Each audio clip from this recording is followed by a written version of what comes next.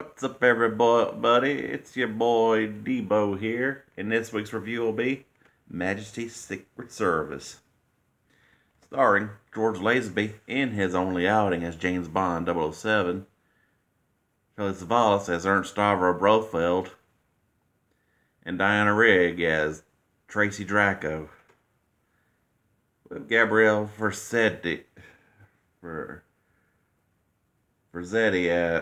as Mark Ange Draco, who was like a gang who was basically a gangster mafia kingpin and father to Tracy. To whereas 007 is basically after the events of You Only Live Twice is on the trail of Blofeld, and then while in the while at some beach he saves Tracy from drowning in their first encounter. Then, which of course starts practically one of the most well character developed but tragic romances in cinema history. Given how given how Tracy dies at the end. Sorry for the spoilers, but yeah, if you watched other movies before this, if you watched any movie after this before, you practically would have had a bad time because For Your Eyes Only mentioned Where Streets Death, Spy Who Loved Me did, License to Kill did,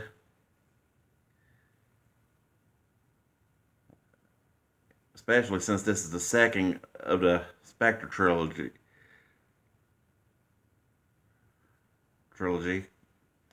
Second in the books, which the time version of the Spectre Blofeld trilogy was Thunderball, Majesty's Secret Service, You Only Live Twice, while movie was You Only Live Twice, Majesty's Secret Service, and Diamonds Are Forever. Hell, I gotta say, excellent soundtrack too, because second use of an instrumental, practically that and the infamous of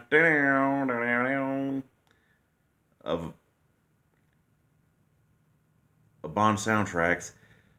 Kind of like how there was Easter eggs in this one, because Lazenby, being the only Bond to ever break fourth wall, which you could almost say Lazenby was pretty much the Deadpool of the Bond verse. Shame he only got one outing though, because I would have Never Say Never Again would have probably been better if it was him doing that rehash of Thunderball instead of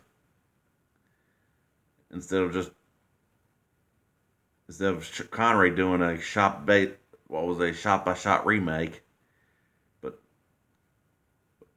now let's focus on Telly Savalas, as I can say he was, in my opinion, the best Blofeld, because I mean, just Telly Savalas just knocked it out of the park in his heyday, just being a great actor. I mean, especially in this one where he was a damn good villain. And I'll step out as Irma Bunt, who movies only appeared in this one, as she was supposed to have been in Diamonds Are Forever, but actress who played her Al Stepa died in real life at the time, and which then they couldn't find a replacement actress. And of course you have, and back to Diana Rigg as Tracy. You can say in Fan Fury, that moment when 007 and Emma Peel finally team up, kind of like she would have been a good Bond girl, but and good, but kind of thought they should have casted her in like a for adaptation where it was to where Bond was hooking up with another agent, not not the bored rich girl who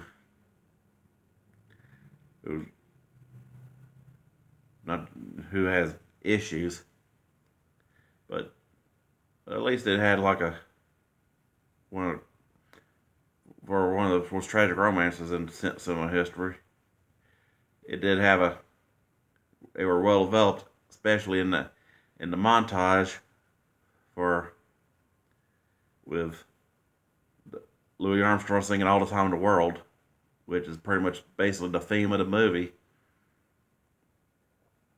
To from her dad's birthday party to the to the aftermath of that wedding, which ended in a drive-by, and oof, I gotta say, and for once, but I do gotta say, in a way, she was a bit of a badass too, because I gotta say, she actually had the cooler car, and unlike Bond did, where Bond had like another Aston Martin or something, not the DB5. Well, Tracy had a Cougar. Practically second use of a muscle car and actually the first use of a muscle car in a Bond movie chase, and went second in by it and just order of which I reviewed Bond movies. Just count the Mustang from Diamonds Are Forever, even though that's technically a pony car, but still, especially when it came to that chase scene after Bond escaped the Alps and all. Oof, man, I gotta say that's an excellent chase, especially when they were going through the Switzerland and the Alps. Oh, and then they had that. Then they went to that ice track race. I mean, and from what Europeans considered stock car racing at the time, and you could say, huh? Makes kind of a little joke that if a Mini Cooper was a stock car, would it be a mini stock? Hell, thought it closest one of the closest attempts to Bond going redneck. Hell, I gotta say, and I gotta say, it was kind of a bit of a far-fetched plot to do, like for Blofeld to do, like to do to have the agents trying to do bioterrorism, and eco it in a way, because hell, it's kind of a far-fetched plot, but hey, hell, for the '60s, it was one of the ones that did predict something like how, in a way, Majesty Secret Service did a couple of months predict the Manson murders, because Savalas' version of Blofeld was, instead of leader of a terrorist organization, was basically like a cult leader recruiting using MK Ultra mind control to program girls to do his bidding. Which, of course, women is Bond's weakness. And, of course, with like that cheesy scene of the encounter with Blofeld, with Bond as, while still under the disguise as Sir Hilary Bray, trying to meet Blofeld and him not recognizing Bond. I just kind of thought which I was kind of thought was a dumb scene where he didn't recognize Bond right then and there, and then same with Bond and Blofeld, just did with Bond to Blofeld, although Diamonds Are Forever did make sense of the different actor per movie being that it was from plastic surgery, to where Pleasance, Blofeld, and Young Little Wife was scarred as shit. Savalas had the scars removed, and Charles Gray and Diamonds had hair. But I gotta say, a lot of excellent action in the Alps, and especially for fitting, given that this is the closest 007 will ever get to a holiday special, because of that continuing use of that Christmas Trees Is Grown song that was played throughout the movie, which is mostly through the parts that where Bond was under the disguise of Sir Hilary Bray. I gotta say, a lot of epic actions. Not just mentioned the car chase. Then there's the escape, skis, and then Bond just knocks the Blofeld Goon off the, and then back to the second escape with Tracy's Cougar, and then of course the climactic raid on the compound with Draco's guys, and ooh, definite fitting.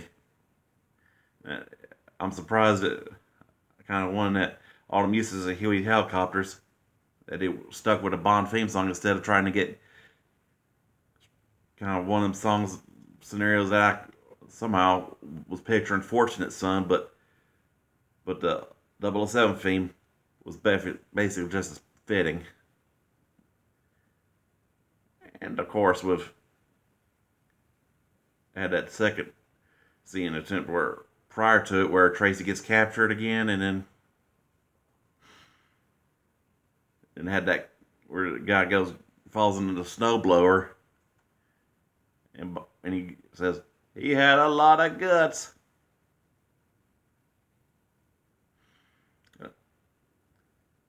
I gotta say, Lazenby, he knocked it out of the park. Shame he didn't get to do more, but he wanted to change things, so he basically if you saw the Hulu documentary on him or read an article on Cracked, you could pretty much say that he tried to turn Bond into a hippie, and they couldn't have that, especially since they couldn't do all that, especially if you take Goldfinger, and they had that Connery and him going dissing the Beatles and all, which proves Bond was very anti-hippie. Hell, but overall, 5 out of 5 masterpiece. I hope y'all like, subscribe, and enjoy, and I'll keep dishing out the reviews.